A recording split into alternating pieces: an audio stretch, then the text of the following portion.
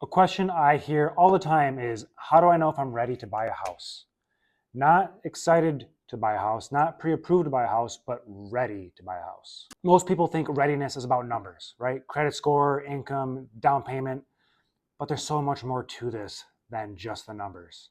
Buying a house is a very emotional situation. There are three factors that actually matter: financial readiness, lifestyle readiness, and stress tolerance.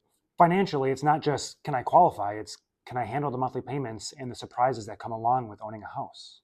And we go over that. If the payment feels right, but everything else feels tight, that might be a signal you're not ready yet. A house locks you into a location, a routine, a level of responsibility.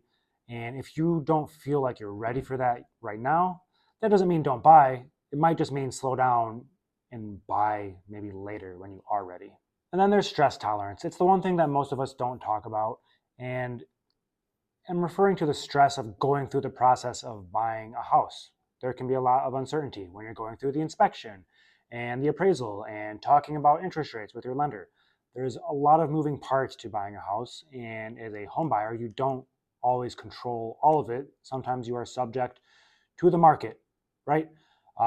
So you have to be able to handle the stress of doing this. But again, it's temporary. Buying a house shouldn't take longer than a month. Oftentimes, it takes half that amount of time. But it is part of the equation. Some people get too stressed out doing this and then they say, no, I don't think buying a house is for me. I'm going to hold off. I personally don't think that's a smart move, but it is something that comes up on occasion. So being ready doesn't mean everything is going to be easy. It doesn't mean everything is going to be cheap or affordable.